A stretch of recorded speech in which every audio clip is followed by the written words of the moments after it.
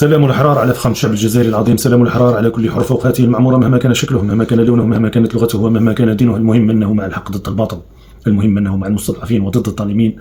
الزول ولا نزول، شدة وتزول. يا ربي اجعلنا دائما ممن يقف مع الحق وضد الباطل ولو تخطفتنا الطير. طبعا يجي عماد تكلمنا عن الجزائر، خلينا من العالم. شوفوا يا الأخوة والأخوات ما يحصل في العالم درجة بدرجة، نقطة بنقطة، يهمنا ويقيسنا بطريقة مباشرة.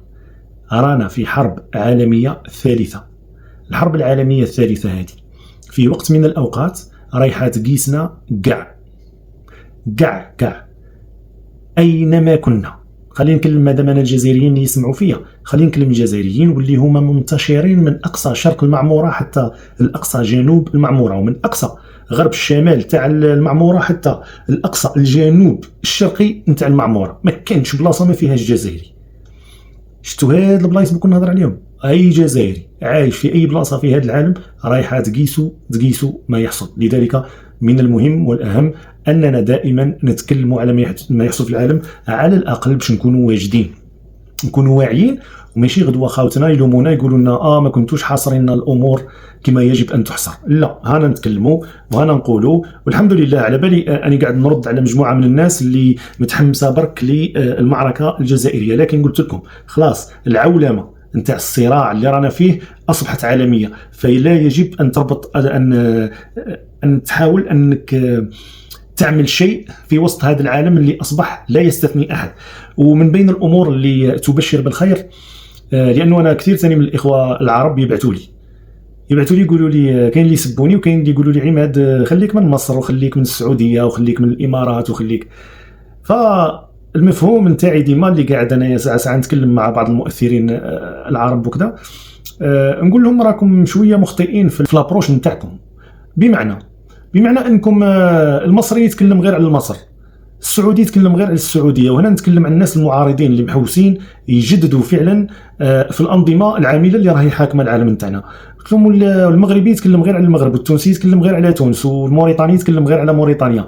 وقلت لهم باللي نسينا باللي نحن رانا اذا ما اجتمعناش في نفس النظره الاستشرافيه اللي هي انه هذا العالم بكل باش يواجه المخاطر الخارجيه ويواجه القراصنه اللي واضعين الحكام نتاعنا، يجب ان يجتمع الشعوب، يجب ان تجتمع. وبما انه الشعوب مقهوره، فالناس اللي خارجه وهزه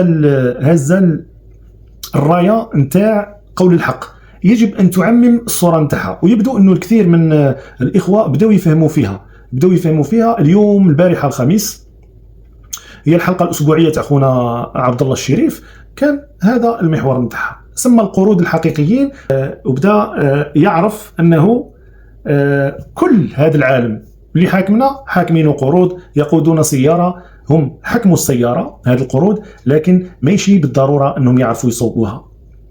لذلك احنا المهمه نتاعنا هو انتزاع السياره، انتزاع هؤلاء الناس من المقود نتاع السياره اللي هي الامه المسلمه خاصه، ووضع في القياده الناس التي تملك الرخصه، تملك الاهليه، وتملك كل شيء. نعاود لكم فقط نأكد لكم على انكم قاعدين تعاونوا في الصحه نتاع القنوات نتاعي بشكل كبير. شكرا لكم، واطلب منكم دائما انكم تفاعلوا.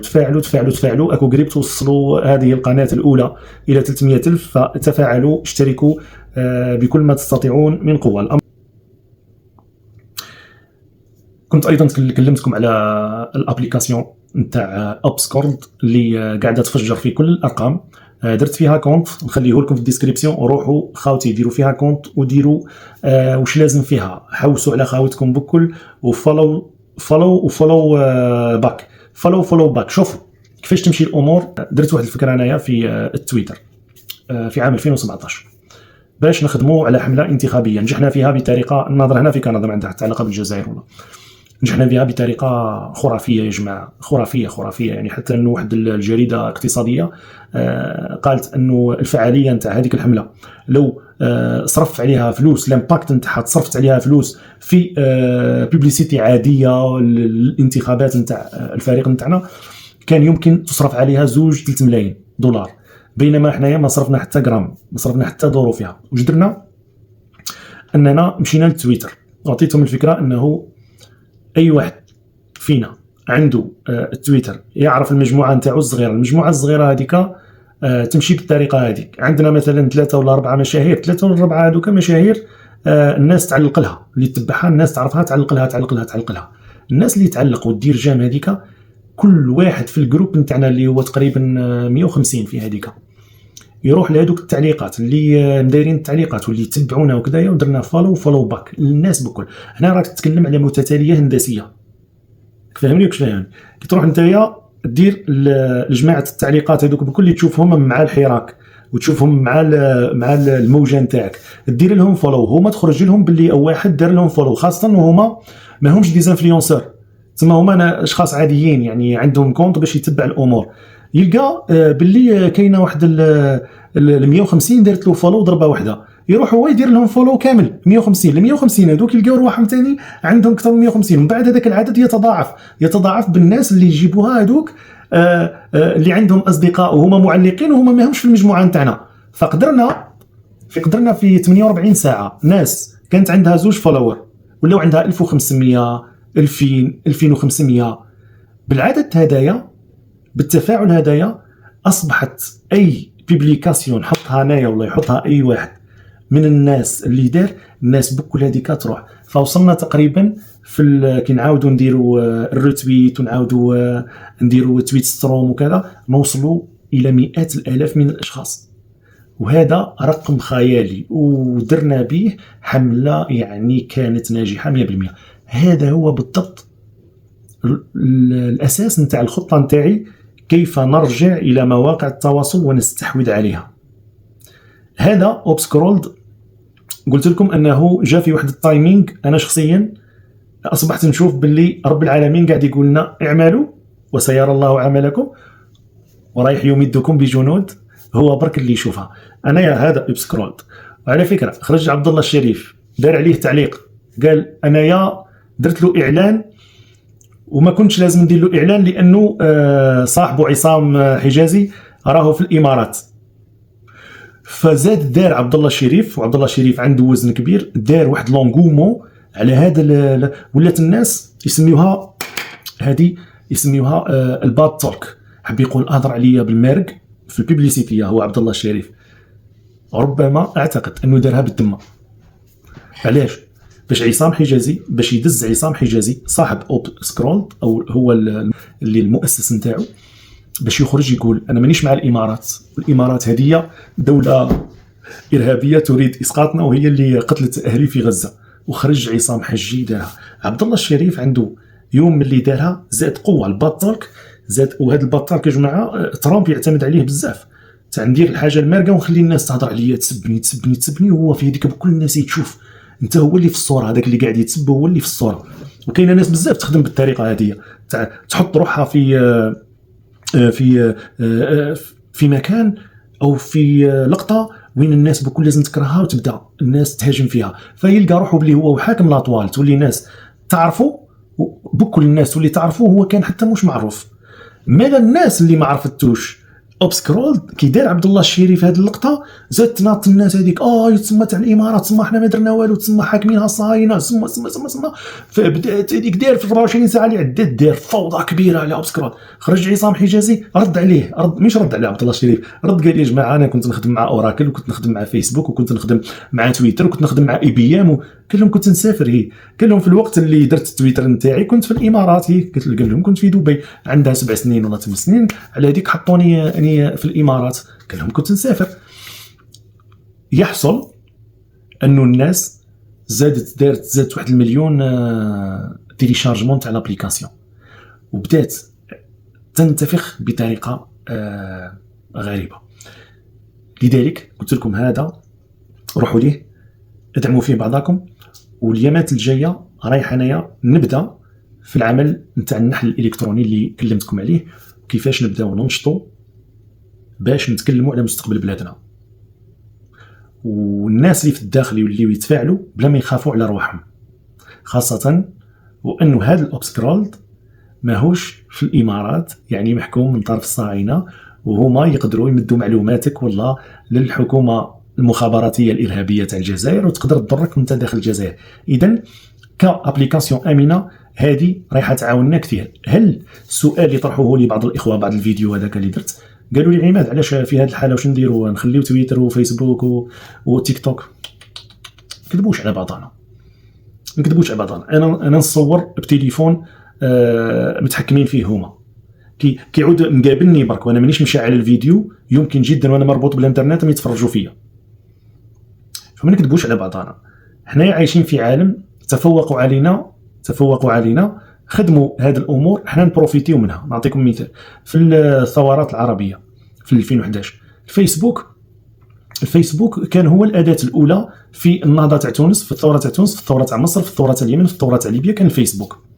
بعد ذلك الثورات العربيه هذه خلات الكيان الصهيوني يرجف، بعدها مباشره تحكم في الفيسبوك وعرف باللي مواقع التواصل الاجتماعي حتغير الوضع السائد في ذلك الوقت، ستاتيكو السائد في ذلك الوقت. ومن ثم فيسبوك اصبح واش تعرفوه لدرجه انه الان انا مثلا قفل لي 3 صفحات وقفل لي 3 لي كونت بريفي نتاعي بيرسونيل، قفلهم لي. علاش؟ تعرفوا شنو هو؟ ما كاينش حتى تفسير، وهي باينه. نهار راحت الزياره هذيك بعثوا له العم اللي استقبلهم عم مكتبون، عطاهم قطع ملايين وقال لهم هكذايا، ولكن حكموه الصهاينه. علاش؟ لانه الفيسبوك يا جماعه في ذلك الوقت هو اللي حرك مصر، وهو اللي خلى مبارك يسقط، وهو اللي خلى مرسي يجي، وهو اللي خلى حتم على نتنياهو في ذلك الوقت انه يستبدل شاليط الجندي هذاك اللي كان مخطوف في غزه ب1100 وحاجه من المسجونين بالمؤبدات، بما فيهم صاحب العصا رحمه الله عليه. اذا بعد ذلك بدات تخرج حوايج اخرين، تويتر، تيك توك، هكذا. حنا نشوفوا باللي تيك توك خلاص استعمروه، عرفوا باللي في السرديه الضربه نتاع فلسطين خسروا السرديه، خسروا عن طريق التيك توك. فهنا الناس، وهنايا واش صرا التيك توك عندما شراه لاري هاريسون، واش اللي صرا؟ ولات كيشغل صفقه بينهم وبين ترامب. مثلا واش قاعد يحصل في الايام الفايته؟ التيك توك قاعد يمنع كل لي بوبليكاسيون اللي عندهم علاقه بالجرائم تاع الايس اللي هما بوليس الهجره، واي حاجه فيديو من عند واحد هكا مثلا مشهور في امريكان ينتقد فيه ترامب ولا الاداره تاع ترامب، ممنوع، ما يمشيش. بلا ما نقول لكم فلسطين اون كونتر بارتي واش قاعد يدير عمك ترامب؟ قاعد يقول لهم ديروا واش تحبوني، جاي نضرب لكم ايران وجاي يعني للصهاينه نبيع لكم كل شيء، دونو. في القضيه الغزاويه رايح تكون ممنوع فلسطين، لكن في التيك توك عندما نبدا في الضربه تاع بلادنا ونبداو نتفاعلوا في بلادنا، ما نظنش رايح يمنعني التيك توك، ما نظنش، او قاعد باش يمنعني، موش قادر يمنعني لانه مش من مصلحته انه الجزائر تتحرر ايضا. لكن الان راهم مشغولين بهمومهم، كلهم مشغولين بهمومهم، لذلك احنا لازمنا نتصيد الفرص بكل ما استطعنا من قوه. اذا نعم لازم نبقاو في تويتر، نبقاو في التيك توك، نبقاو ناشطين، لكن الاب سكرول هذه لازم نديروا فيها مجتمع عنده علاقه بتحرير الجزائر، ونكونوا كلها فعالين، ونمشيو بذكاء جماعي على طريقه خليه النحل، ونمشيو في معركه ضد الذباب تاعهم، ضد الذباب اللي راهو حاكم الجزائر الان، لكن بالعمل نتاع النحل، خليه النحل، لحمايه شكون؟ لحمايه بلادنا اللي هي الملكه. من بعد راح نمشي في تفسيرات كيفاش يكون هذا العمل عن طريق كل خليه هذيك، الاوكتوغون هذاك تكون هي خليه عمل مسؤوله على كذا، وهذه مسؤوله على كذا، وهذه مسؤوله على كذا، حتى تترابط الكل في عمليه جماعيه لكي تنتج شهد وعسل ان شاء الله يكون فيه خير كبير للبلاد وللعباد. اذا نبداو في المحاور نتاعنا. المحور الاول رايح نتكلم على زلزال لازم نتكلم لكم عليه، وربما رايح نطول فيه، والفيديو هذه ربما حتكون طويله شويه. اذا زلزال من بلد الزلازل واللي هي اليابان. اذا ماذا يحدث؟ لماذا الذهب مثلا وصل ل $5200 للأونصة، بينما قبل عام تقريبا كان نصف هذا الثمن، يعني قفزة 100%. ماذا يحدث للدولار الأمريكي؟ وشن هو السبة نتاع الزعزعة؟ وشن هو اللي قادرة تدير هذه اللقطة اللي صارت مؤخرا في بلد الزلازل اللي هو اليابان، واللي هو يعتبر حليف للولايات المتحدة الأمريكية؟ تقنيا ونظريا، لكن ربما الانهيار نتاع المعسكر الغربي كامل رايح يبدا من اليابان. نشرح لكم كيفاش بالطريقه دائما المبسطه اللي تعرفوني بها، واللي هي اساس الفكر نتاعي اصلا، واللي نشوفه وهزيته دائما على واحد الدكتور قراني كارلوس بالانزاني، هو من اصل ايطالي لكنه كندي. يقول لنا دائما اذا تعلمت علم وما قدرتش تفهموا الانسان في عمره 6 سنوات، فانت كي شغل سبونجيت كما نقولوا، هزيت بالبونجا شويه ما برك وماكش عارف في الاخير كي يعصروك تتعصر نفس المياه هذيك. واش معناتها؟ معناتها انك هزيت المعلومه هذيك وعاود ترميتها كما راهي، وكي رميتها كما راهي تسماك ما استوعبتهاش، انت رميتها برك كما راهي باش الناس تقول عنده هدايا الماء في البونجا نتاعو. بصح الماء هذاك كاين اللي ما يفهموش، كاين اللي ما يفهمش اللغه اللي هزيت بها انت. لذلك من الاهميه جدا انك اي حاجه تقدر تبسطها. وعلى فكره كاين بعض الناس المثقفين المعبيين هذوك اللي معبي برك معبي ويعتقد على قد ما يكومبليكي. وشوف هو قاعده، كي تشوفوا انسان قاعد يعقد في اللغه نتاعو ويعطيكم هكا فوكابيولير، يجيب لكم فوكابيولير تكنيك سيونتيفيك، الكلمات المركبه هذيك اللي جايه من الجريكو رومان وداخله مع الانجليزيه وكذا، اعرف باللي او حاب يبهرك باش انت ما تسالوش على الفون لانه ما يقدرش يجاوب عليه. هذه هي. لذلك وعلاش ثاني هادو يديروا هكذا، يعطيك هكذا باش يقول لك انت ما تفهمش الامور هذه فما لازمش تحوس تفهمها، باش يقول لك غدوه يقول لك خلي السياسه الماليها اللي يعرفوا يلبسوا كوستيم وغرافطه ويخرجوا يهضروا باللغه السياسيه هذيك اللي تعرفوها. واش حصل في اليابان؟ قرار من رئيس الوزراء الجديده انها رايحه تضخ في الاقتصاد الياباني 135 مليار دولار باش تحرك العجله نتاع الاقتصاد الياباني اللي راهو في ركود لما يقارب 30 سنه. جيت نقول عماد الاقتصاد الياباني راهو في ركود؟ الاقتصاد الياباني راهو في ركود لمده 30 سنه. راني جايك بدك تفهمني وكانك عالم اقتصاد. على فكره نفتح قوس برك، جلول سلامه مسكين مازال ما بان عليه حتى خبر، خرج قال حقيقه وخرج قال حقائق. ما داوهش على غارج بيلات، راني نعاودها بك، ما داوهش على جال غارج بيلات، على الكلام اللي قالوا على غارج بيلات، داوه لانه تكلم على المنظومه الماليه الجزائريه وكيفاش تمشي وكيفاش مدير البنك المركزي هو اللي ينوض الصباح ويقول لك الاورو يدير هك بارابور للدينار والدينار يقول لك هك بارابور الاورو. شوف ما حبيتش نحكي عليه انا لاني خفت انه يهزوه، لكن الشيء اللي قالوا يثبت واش قلت لكم.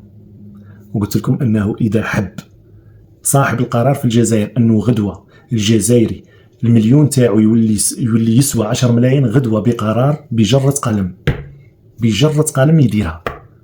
تكلم على القانون 40 19 الله اعلم ولا 19 40 اللي يعمل هذا العمل واللي يخلي مدير البنك المركزي. واش معناتها؟ انت الدينار تاعك ماهوش عمله الاخر، ما عندكش اقتصاد، انت اقتصادك اقتصاد ريعي، ما عندكش استثمار، ما عندكش شركات كبيره في البورصه داخله في البورصه مثلا تاع كوندور داخل في البورصه وانا ينشري اسهم لانه عنده صحه اقتصاديه مليحه وعنده كذا وعنده كذا ونتعاملوا بالطريقه. ما عندناش حنا، عندنا بونديه يروحوا يديو قروض من البنوك خطر ما معاهم جينيرالات ولا معاهم كذا، في ليله وضحاها تلقاه ولا ملياردير. شكون فينا اللي ما يعرفش الاقتصاد كيما هكا؟ منين جاو هادو؟ منين ليه؟ هي رايحين تفهموا شويه في الاقتصاد اللي غنفهمه لكم بطريقتي على واش حصل في اليابان. قلت لكم رئيس الحكومه اليابانيه قررت انها تضخ 135 مليار في الاقتصاد الياباني باش تحرك شويه الركود. من اهم القرارات اللي رايحه تفوتي عليها في 8 فبراير هذا الجاي قرار سابقه خطيره جدا. قررت انها تصعد في العائدات نتاع السندات اليابانيه 4.5%. واش معناتها؟ معناتها نتايا كنت تروح تشري السندات اليابانيه ب$1000 كل عام رايح تدي $450. ماشي هو الحاجه الزايده، كاينه دائما هذه الامور تتباع وتشرى، لا زادت. القرار ثاني متضمن انه سعر الفائده رايح يطلع بقداه يولي 1%. درك وقاعد يسمع فيا واحد هكا يعرف شويه الاقتصاد وراه عايش في اوروبا ولا في الاخر، لكنه موش مربوط باليابان، ما يعرفش الحكايه نتاع اليابان. يقول لي مات 1% واش دير سيدي؟ علاه قلت لي طلع تولي 1%، على قداش كانت تقل من 1%. هنا مربط الفرس. نعم كانت تقل من 1%. هنايا باش نشرح لكم واش صرا في اليابان وعلاش الزلزال هذايا خطير جدا، لازم نرجع لكم 30 سنه للورا. واش صرا 30 سنه للورا؟ في اواخر الثمانينات بدايه التسعينات، الين في اول مره في التاريخ، يعني منذ الحرب العالميه الثانيه، يولي اغلى من الدولار. كيولي اغلى من الدولار، اليابانيين حسوا بالغنى، وهي كانت ضربه يا جماعه كانت ضربه معلم من عند كيسنجر. لماذا؟ لانه اليابان في تلك الفتره الثمانينات التسعينات قاعد يكتسح في العالم تكنولوجيا، يعني تكنولوجيا صناعيا قاعد يكتسح في العالم. وكانت اليابان المرتبه الثانيه، اقتصاد المرتبه الثانيه، يعني نهضر لك الثمانينات، 35 سنه بعد ما تنحات ناكازاكي وهيروشيما، 35 سنه تكتسح. كيسنجر في ذلك الوقت قال لازم امريكا يطلع واحد يقرب ليها يجب ان تمحيه. فعندما دار اللقطه هذه كيسنجر طلع الين مقارنه بالدولار، فاصبح اليابانيين يحسوا بالغنى لدرجه كبيره، وصراو فيها مجازر في هذيك البريود يمكن اني نحكي لكم عليها لساعات. مجازر بالنسبه للناس اللي كانت عندها الفلوس بزاف في اليابان وتقسمت ظهورها. كاين انسان كان ملياردير اصبح زيرو، كان ملياردير اصبح زيرو في ليله وضحاها. وش اللي حصل؟ عندما اليابانيين حسوا بالغنى اصبحوا يشتريوا بجنون، اصبحوا يصرفوا بجنون. من بين المصروفات نتاعهم هذه انهم اصبحوا يشتريوا في القطع نتاع الارض ويحوسوا يبنيوا ويحوسوا على منازل. هذا الطلب العالي جدا من عند اليابانيين على المنازل وعلى الاراضي خلى الاراضي في اليابان تطلع بقيمه 5000%. 5000 من ولا ما تمنش 5000%. يعني كون نهز لك مثال في الجزائر، نقول لك مثلا ارض كانت تدير مليون ولا تدير 5000 مليون، 5 ملاير. يعني باش نقص لك، يعني 5 ملاير من مليون ولا تدير 5 ملاير. مالا صارت واحد الحادثه، شنو هي انه البنوك اصبحت تقرض للناس، والقرض تعرفوا كيفاش يمشي، انك تقترض اموال تمد رهن مقابل. فالارض اللي كانت شريتها انايا بمليون ولا تدير 5000 مليون، كي نروح نهز قرض ب 4000 مليون ب 4 ملاير يعطيوه لي لاني عندي ارض ب 5 ملاير. فالناس راحت اقترضت وباقيه تزيد تصرف، تصرف. البنوك اصبحت تقرض في ارض شرات بمليون تعطي لها 4000 مليون، وهي علاش 4000 مليون تقول لك كون ما يقدرش يسلك نسيزيها له، هي يدير 5000 مليون 5 ملاير، فانني رابح مليار. لكن عندما تصرف فلوس هي ماهيش حقيقيه، لانه ما يقابلها من سلعه كان سوريستيمي، كان تقييمه عالي مقارنه بوش يسوى حقيقه. صرا لو كراش، صرات فقاعه كما صرات الفقاعه نتاع 2008 في امريكا، لكن صرات على انيشال كاتاستروفيك. شكون اللي خسر في الاخير؟ خسرت الشركات الكبرى وخسرت البنوك. علاش؟ لانها لقيت روحها مع ناس مش قادره تسلك الاخر، والاراضي طاحت فجاه. الناس ولات ما كانش عليها طاحت. فالبنك اللي قرض لي 4 ملاير، الارض هذيك كون يديها تسوى 3 ملاير، فانا علاش نرد له 4 ملاير؟ نقول له سيزي الارض، وانني صرفت 3 ملاير بقات لي مليار، نشوف بها ونمشي بها وخلاص. فصارت درجه ما نقول لكمش افلاس، ما وصلتش اليابان للافلاس، لكن افلست الكثير من الشركات وافلست الكثير من البنوك. لكن وش هو اللي حدث بعدها؟ انه اليابانيين حكموا على اموالهم ولاو ما يصرفوش. وكما يصرفش الشعب وش يصرى؟ كما يصرفش الشعب ويخاف على فلوسه، وش يصرى ما يسمى بالركود. علاش؟ لانه السلع تولي كاينه وما تتباعش، باش تتباع لازم تهبط لها في السومه. كي تهبط لها في السومه واش تولي نتايا اللي انتجتها بالسومه هذيك تولي خاسر. واش تولي خاسر كي يصرى الركود؟ علاش يسميوها الركود؟ لانه كلمه الركود في حد ذاتها قويه. على الركود انا سلعه ما نشريهاش، لا. كي تعود العقليه الجماعيه، الركود واش يصرى؟ انايا نخدم الكايات هادو، نخدم كراريس كيما هادو. كراس هدايا يدير مثلا 20,000 بالجزائريه، نخرجوا انا نبيعو، نلقى الناس مش تشري. انا الوزين تاعي فيه 200 خدام، كان يمشي لي، يعني نبيع مثلا 2000 3000 في اليوم، فلوزين تاعي قاعد يمشي. بعد انايا وليت نخرج السلعه نتاعي ما تباعش، يجي ديطايون ما يشريش عليا. علاش؟ هي السلعه تاعك اللي ما تباعتش، اللي مالفات تباع في يوم ما تباعتش شهر وما تباعتش نصها. فانا واش ندير؟ نلقى روحي بلي 200 عامل هذوكا الستوك نتاعي تعبى، 200 عامل هذوكا قاعد نسلك فيهم الاخر. نولي واش ندير؟ لازمني نسرح العمال نتاعي، لازمني نقفل البزنس. وبدات الشركات دير. اليابان يجي القرار الخرافي واللي هو رجعوا لكلامي عندما نقول لكم كيفاش ينشط فعلا اقتصاد وطني. هي الاقتصاد الداخلي، هو عجلة الاقتصاد الداخلي. إذا قدرت داخليا أنك تعرض السلعة والجزائري هو اللي يشريها، والسلعة هذيك تكون كاينة وموجودة وذات جودة، فالجزائري كي يشريها فأنت تقدر تتصرف في سواقك، تقدر هذاك المليون ترد قيمته 10 ملايين. علاش؟ لأنك عندك السلعة اللي تقابلها، كي تطبع الفلوس في ذلك الوقت عندك السلعة التي تقابلها. واش داروا الحكومة اليابانية في ذلك الوقت باش ينشطوا الاقتصاد الوطني؟ ردوا قيمة الفائدة، وصلوها ل0%. علاش؟ يعني كي مثلا في الفائدة في البنك 0%، عندكم شنو هذه؟ هنايا تفهموا علاش القرار هذايا اللي دارته الحكومة مؤخرا تاع 1% يعتبر حاجة كبيرة جدا، ويعتبر زلزال قاعد يحدث حاليا. وراح نجيب لكم كيفاش السلسلة نتاع الأحداث.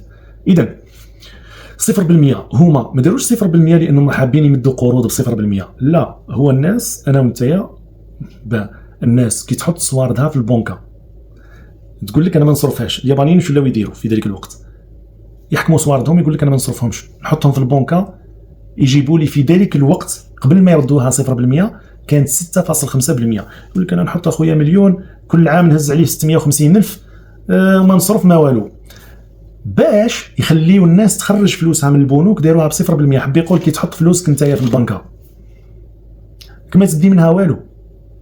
شوف كيفاش خموا اليابانيين في ذلك الوقت. انت كي تحط فلوسك في البنكة كما تدي منها والو، وانت كي تعود مثلا عندك شويه فلوس قاعد حطيتها في البنكة باش تجيب لك شويه فلوس باش تعيش بها، ولات ما تجيب لكش. فواش تولي دير؟ هما علاش؟ باش يدزوا الناس اني نقول اسنا نخرج هاد عندي مليار، اسنا نخرج المليار تاعي نروح ندير به وزين ولا باش تحرك انت العجله. داروها 0%. لقاو باللي اليابانيين نيات والو. واش حصل في ذلك الامر؟ واش حصل في ذلك الوقت؟ بدات ناس تشوف في انه قادر يدير ثروه عن طريق الين، بمعنى انه ناس يابانيين شافوا العالم شويه، هزوا ولا واش يديروا؟ ولاو يديروا قروض من عند البنوك اليابانيه. يعني يهز فلوس بقرض، فائده 0، كيشغل بدون ربا، كيشغل منذ 30 سنه الان. والبنوك اليابانيه بنوك ماهيش ربويه، ولاو يهزوا قروض. واش يديروا هذوك اليابانيين؟ بداوها اليابانيين اللي شويه يفهموا العالم كيفاش يمشي، يبدلوا الين بالدولار ويروحوا يهزوا هذيك القرض، يروحوا يشريوا بهم اصول في امريكا، في انجلترا، يشريوا عقارات، يشريوا سندات، يشريوا امور اللي تجيب لهم والله، ينفستيوهم في اسهم يجيبوا لهم الاموال، يردوا هذاك الدين نتاعهم بشويه، لكن الدين بدون فائده. ثم كون يروحوا هذاك المال يحطوا في بنك برك في امريكا يهز عليه 4-5% ويعيش به. بعد ذلك في الالفينات فاقوا لي ملتي ناسيونال باللي هادي كيشغل محطه تاع بنزين تروح تحط فيها ليسونس باطل. وشو ولاو يديروا؟ يدخلوا اليابان زعما باش يستثمروا. وكي يدخلوا الشركات الكبار هادو ام يوليو اونتيتي جابونيز. تدخل ماكدونالد مثلا، تروح للبنكه تقول له اعطيني قرض، وفعلا صدق او لا تصدق ديزني لاند تاع طوكيو بنيت بقرض بدون فوائد. الان اصح ديزني لاند في العالم يعني ماليا هو ديزني لاند نتاع طوكيو، قرض مالي من اجل مشروع ضخم بدون فوائد. هذه ما تحصلش، وهذا يحصل من اليابان الان منذ 30 سنه. وش حصل مع هذا الامر؟ حصل انه اليابان اصبحت اكبر مقرض في العالم، لكن موازاة مع ذلك اصبحت اكبر بلد مديون في العالم، لكن الدين تاعها ماهوش خارجي، دين داخلي. عم بالي باللي راكم قاعدين تفهموا فيا لاني مبسط الامور خلاص. يعني هي البنك المركزي يسال للحكومه اليابانيه ماشي امريكا لها. وعندها علاش ولات اكبر مقرض، هي اللي اقرضت الفلوس، لانه يعني البنك المركزي طبع الين اداه وبعد ذلك الناس راحت بدلته بالدولار وخرجته برا اليابان. يسميوها الكار تريت. هذه العمليه كاين ياباني شاب ولا ملياردير من اللقطه هذه ينوض وعلى جال ديكالاج اورير، هذاك بالديكالاج اورير كان يحول الفلوس اللي يقترضها للوول ستريت ويردها بعد 24 ساعه. الديكالاج اورير والقرض بدون فائده كيعقبها مره على اسهم يعاود يبيعها، لقى روحو يدخل 40 مليون في اليوم دولار. ولا ملياردير هذا الطفل، كاش نهار ندير لكم عليه فيديو. واش اللي حدث؟ اصبحت 20 تريليون دولار اليابان قارضتها وهي برا، بما فيها 7 تريليون دولار في يد اليابانيين وحدهم، يعني اليابانيين الناس اللي جنسية يابانية، والبقية 13 تريليون عند المؤسسات الخارجية اللي جات وقرضتها اليابان وخرجت الفلوس برا، شراو بها عقارات في نيويورك، كل حاجة انفستيسمون دخل سوارد تقدر تحطها في بالك. من بين أهم الأمور اللي شراوها اليابانيين وشن هي؟ هز فلوس تاع بلادو الين، عاود شراها دولار، وراح للأمريكان شراها سندات الخزانة الأمريكية اللي هي الديون الأمريكية. علاش؟ لأنه العوائد نتاعها كبيرة بزاف، 4-5%، وعلى قد ما تروح انت في السنين. هي السند وشن هو؟ سند الخزانة وشن هو؟ هي وثيقة يديرها البنك المركزي، يبيعها لك. كيفاش يبيعها لك انت؟ مش يبيعها لك، وثيقة يقول لك باللي انت درت عندي وديعة تاع مليار دولار، الوديعة هذيك انا نحطها نخدم بها ونعطيك كل عام عائد من هذاك المليار، تهز الفائدة نتاع هذاك المليار اللي سلفته لي. شنو هو المليار هذاك اللي سلفته لي؟ ما تقدرش تهزه قبل المدة اللي حكينا عليها. واش اللي هي؟ على قد ما تكبر المدة هذيك، مثلا تروح 30 سنة، العائد نتاعك انت كل سنة يكون اكبر. كنت تعود 20 سنة يهبط شوية، 10 سنين يهبط شوية، 5 سنين يهبط شوية. هي علاش؟ باش الدولة تسيكوريزي روحها، اي باعت الدين بصح عندها تريليون هنايا مضمون 30 سنة ما يخرج. وشنو هو؟ كاين مشكل، السندات هذوما عندها سوق ثانوية. علاش؟ على قد ما تكون السندات العائد نتاعها كبير ومضمونه كما خاصه الامريكيه، فعندها سوق ثانيه تتباع فيها. فانا نقدر انايا كشخص نقدر نروح نشري سندات امريكيه من عند واحد اخر، كي تعود قويه والعائد نتاعها كبير تكون غاليه، نشريها انا غاليه. نشريها غاليه علاش؟ لاني نولي انا اللي ندي العوائد نتاعها. فقاعده تتباع في سوق موازيه، مش موازيه يعني غير شرعيه، في الول ستريت في البورصه تتباع وتشرى عادي السندات. اليابانيين شراو سندات في العالم بكل بما فيها أمريكا ب7 تريليون دولار، قيمة 7 تريليون دولار. هنا وش حصل؟ 3 أمور. الأمر الأول هو القرار نتاع الوزيرة الأولى هذه، اللي هي على فكرة أول امرأة يابانية تحكم اليابان. القرار نتاعها أنه السندات رايحة اليابانية تولي 4-5% لأنها كانت 0%، والفائدة تاع البنوك راح تطلع لي أول مرة بعد 30 سنة 1%. والأمر الثالث واللي هو مربط الفرس، التخبط السياسي العالمي. هادو 3 حوايج مجمولين مع بعضهم. واش داروا اليابانيين؟ خاصة بداو باليابانيين، بداو يبيعوا في السندات نتاعهم تاع الخزانة الأمريكية. علاش؟ لأنه أولا القرار السياسي تاع ترامب عاد الناس بكل بما فيها اليابان، ولات هذيك النخوة تاع الياباني لازم نريباتريي الصوارد اللي اقترضتهم من بلادي، قاعد ندير بهم فوائد، قاعد نرجع فيهم لبلادي، بصح لازم نرجعهم من بلادي. هي أنا رجل أعمال وكذا قاعد ندير في المال، ماشي مشكل. هنايا أنايا نقدر نشري السندات تاع بلادي، على ما نشريش السندات تاع بلادي وندير 4.5%، ونقدر نحط الفلوس نتاعي في الاخر في البنوك نتاعي وندي 1%. وهنايا كيبداو اليابانيين يديروا في العمليه عن طريق كما قلت لكم السوق الثانيه، يعني الدوزيام ماشي مباشره تروح للخزانه. واش قاعد يحصل في هذه العمليه بالذات من عند اليابانيين؟ قاعد يحصل، وهنا ربطوها ثاني بواش حكيت في الاول عن غلاء الذهب. كنجيكم اليابانيين قاعدين يبيعوا في الصوارد في السندات نتاعهم بالدولار الامريكي. راكم معايا؟ اني قاعد نقول لكم في امريكا برك كاينه 1,300 مليار دولار شاريين بها اليابانيين سندات خزانة أمريكية 1,300 مليار. بداوا يبيعوا بطريقة يعني كارثية.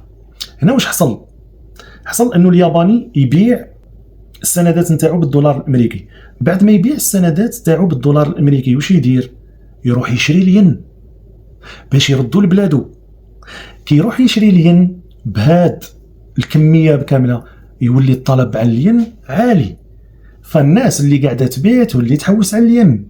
فواش يصرى الين؟ يطلع الين وش يولي قاعد يتبدل، يعني قاعد يرجع للخزينه الدولار.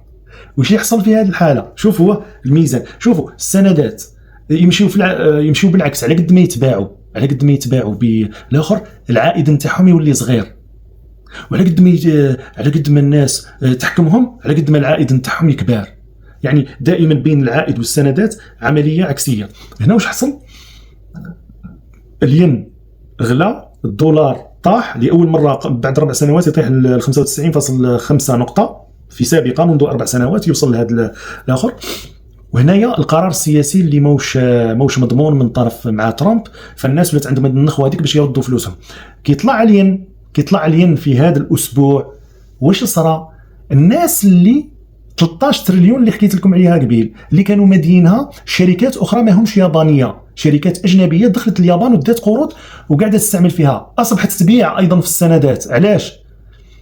لانه اذا طلع الين فالدين نتاعو رايح يقوى، هو راح يولي كبير. لماذا؟ نفهمك هذه باش تفهمها. انايا عطيتني سلفت لي 100 اورو، سلفت لي 100 اورو في 2010. اوكي، في 2010 في 2010 كان يدير 100 مليون. كنت تجي دركا تقول لي رد لي صواردي، عطيني ال 100 اورو اللي عطيتها لك هذيك في 2010. باش نردها لك؟ انا نردها لك بالدينار، انا ديتها بمليون، نردها لك ب3 ملايين. فهمتوا ما فهمتوش؟ فانا واش نروح ندير؟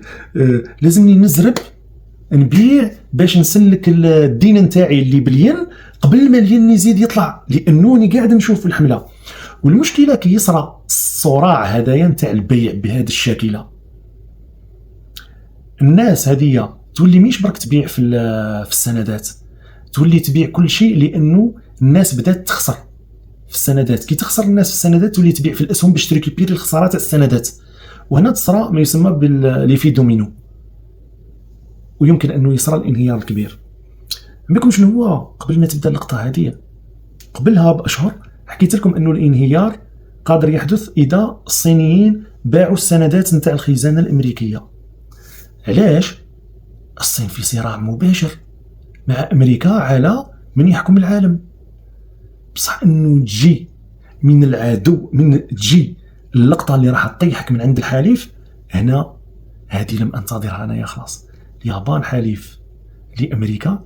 الان العالم بكل قاعد يخرج من القبضه الامريكيه واصبح يتحدى. اليوم ستارمر مازال في الصين ويوجه في رساله لامريكا اني وليت نتعامل مع العدو نتاعك المباشر. النرويج قالوا له كيفاش نفريوها؟ قال لهم انتم ديجا ما عنديش حكايه معاكم، ما حبيتوش تعطيوني نوبل السلام. عمك ترامب هذا قلت لك كنز. كاينه ناس تقول لك واش ربح بوتين، هاو حب ما تدخلش اوكرانيا للناتو، هاي السويد ولات في الناتو هي والنرويج وما نعرف واش. لكن في ذاك الوقت كنت نقول لكم انا سيدو ما يحوش انه السويد ولا اوكرانيا، حوس يفكك الناتو. الان هنا يتفهموا ثاني ايضا انه القرار السياسي عند الناس اللي فهمت الامور، عرفت انه يجب ان تخرج من يد امريكا. هاد الناس متحالفين معها في اقرب شيء يمكن انك تقوله، وهو الدفاع عن النفس. المستشار الالماني مؤخرا قبل يومين صرح، قال روسيا أوروبية ويجب أن ترجع إلى الحضن الروسي. الله أكبر، انتهى الفيلم. هنايا قلت لكم كي الناس بدات تبيع في السندات وبدات وش هو الأصل اللي ما يتحركش واللي يبقى دائما أصول صلبة معناته هو الذهب. وهذا هو اللي خلى انه الذهب يقفز هذه القفزه اللي هي في حد ذاتها. انا اذا حللتها، انا على فكره اخوتي انا مانيش اقتصادي، يعني مانيش خبير اقتصادي، انا انسان نحاول اتعلم من كل شيء ما يلزمني، لكن اعتقد انه في حد ذاته المبلغ اللي وصل ليه الذهب للأونصة عنده زوج حلول لا ثالث لهما. انه الدولار سيسقط بواحد 50 نقطة. علاش؟ باش الذهب يعود لا يقيم بالدولار، ونقولوا بلي 5200 دولار هذه عندما وصل لها في الحق راهي 2500 ولا 2200، لاننا قيمناه بالدولار، لاننا كنا خايفين من ترامب نقولوا برك اي ماهيش هذيك هي قيمته الحقيقيه تاع الدولار وينوض يضربنا بالنووي. انا نهضر لكم لماذا، انه لو يبقى في هذه السومه ما يقارب ل 140 تريليون دولار قاعده تدور في العالم كديون وكقروض، ما كانش وش يقابلها من ذهب. يعني سواء تحرق هذيك ال 140 تريليون دولار، سواء يحرق الناس اللي مقابلينها، يعني 7 ملاير هذاك ويبقى المليار ذهبي. ومنه تستنتج أنه الحرب العالمية الثالثة لا مفر منها. في الوقت اللي الحلفاء نتاع أمريكا بداو يجبدوا أيديهم من أمريكا، شكون اللي مازالوا يشاهدوا بالأمريكا؟ هم القراصنة الصغار، اللصوص نتاعنا اللي حاكمين البلدان نتاعنا، غامينا بوجوههم القذرة وما يشبعوهمش حتى هضره. يبدو اني ما شفتش، يبدو انني ما وزنتش انه الموضوع نتاع اليابان وحده هو ماده دسمه، فراني طولت، فنخلي المحور نتاع ايران والضربه نتاعو القادمه لا محاله. واقول لكم ربما ما اقول برك نخليه، هو انني اعتقد انه الضربه راح تكون بتاريخ 1 من فبراير، ليله 31 1 من فبراير، اللي هي رمزيه لانها هي الليله اللي انتصرت فيها الثوره الايرانيه ودخل فيها الخميني الى طهران. وهذا المجنون اللي الان حالته الصحيه اصبحت تخوف، لدرجه انه واحده من المراسلين تاع الصحيفه امريكيه راح دارت معاه حوار، قالت له فيه هل عندك ديزونتيسيتون، هل عندك سوابق مرضيه في عائلتك اللي تخوف قلبك دامنا. فكان العنوان تاع الصحيفه وحده هو في حد ذاته ايروني من الطراز العالي. قال لها لا عندي بصح ما عنديش القلب، عنديش كدايا. قال لها عندي وحده كان بابا دارت البابا، وبابا رجل عظيم، وقال لها المرض اسمه ومن بعد دار لهذيك المراه اللي ساره، هذيك اللي هي اللي حاكمت له المكتب نتاعو. قال لها شو ديجا ساره؟ قالت له الزهايمر. جاوب عليها بالمرض اللي فيه. تقارير تقول انه دكتور سبيسياليست امريكان في الالزهايمر زار 9 مرات لا ميزون بلونش في الشهر الاخير، في شهر جونفي. حالته الصحيه، ومن واحده من القرارات او واحده من التقريرات ايضا الخطيره جدا، انه رئيس وزراء سلوفينيا راح قعد مع ترامب كي خرج في اجتمع مع الاوروبيين، وقال لهم السيد يتيري برك، قال لهم يبدا لي بحكايه، يدخل لي في حكايه، يدخل لي في نوبل، يروح لي الايران، يروح لي الاخر، قال لهم يتيري برك. وهذا يذكرني بواحد كون جاء عندنا اعلام صحيح وكذا ومنا وكذا، وان شاء الله الشعب دوك يخرج باش يحجر عليه، لكن يتذكرني بواحد. هذا الانسان مادي هاد القوه العظمى الى الكارثه. كي نقول لكم عمي ترامب ستأتون يوما وتقولوا لي أنه كنز استراتيجي جابه لنا ربي كجندي باش نعرفوا قيمتنا، لكن حنايا بينما الناس بكل اللي عندها شوية حكمة قاعدة تخرج من يديه، بما فيها كندا يا جماعة. كندا عندكم كندا الآباء المؤسسين تاع أمريكا داروا البلاد تاع كندا دي باش تكون هي الجدار الأول في الدفاع عليها شماليا، والمكسيك الجدار الجنوبي والمحيطين شرقا وغربا. الآباء المؤسسين داروا هكا. الاباء المؤسسين والاباء اللي خدموا امريكا نتاع بعد الحرب العالميه الثانيه على راسهم كيسنجر، الدولار وقيمته يجب ان تبقى والا سننهار. قاعد يرحي فيه رحيان. شوفوا ترامب هو الانسان هذاك المجنون هذاك اللي كيتشعل النار نتايا باش تقعد عليها هكذايا مع صحابك كذا، ويجي هذاك صاحبك هذاك اللي يشطح ينوض يشطح باش يتبهلل ويهز ليسونس ويبدا يصب هكذايا، يصب ومن بعد تلقى واحد شعلت فيه النار والاخرى راح تجري والاخر كذا هكذاك. ترامب هذا ما قاعد يحدث في العالم. غدوه ان شاء الله نكمل لكم كما قلت لكم ايران والضربه القادمه لا محاله، لانه هذا الرجل البرتقالي يحب التواريخ الرمزيه، يحب الضربات هذيك اللي هو يفلاشي بها. فيمن خرافيا يمن بهذه التواريخ انني نزعته في نفس اليوم اللي جاء فيه الشاه، اللي نزع فيه الشاه وجاء فيه الخميني، اني مثلا فعلت كذا في المرشد الاعلى مثلا تاعهم في 1 من فيفري. لقطات هذو يشتيها وانا اتبع هذا التحليل انه الضربه يمكن ان تكون في 1 من فبراير.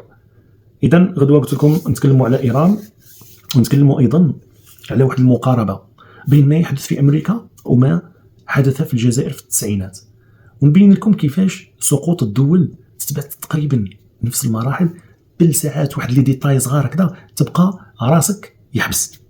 اتمنى انه تكون عجبتكم هذه الدوره خاصه في الجهه تاع اليابان، وباش تعرفوا ايضا انه حرب عالميه ثالثه قاعده تحصل. على فكره خرج فيروس جديد او قاعد يقتل في الناس في الهند المره هذه، سبحان الله.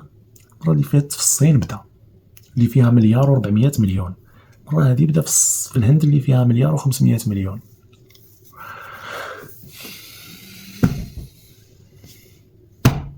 الله المستعان.